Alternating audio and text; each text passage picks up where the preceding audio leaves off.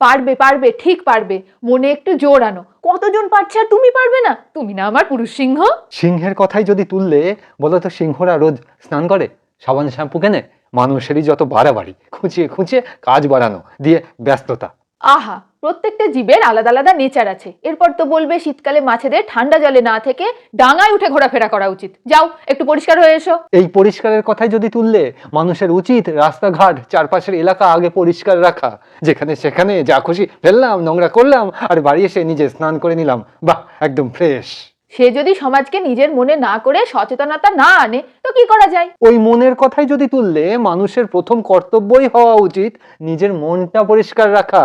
মনের ভেতরেই কাদা, আর সাবান ঘষে ক্রিম লাগিয়ে বাইরে সাদা করার কোনো মানে হয় না। মানে এখন কি বলতে চাইছো?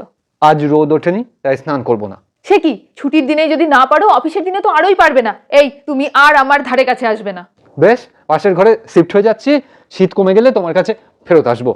এই বাড়ি ছেড়ে তো আর যেতে বলছো না?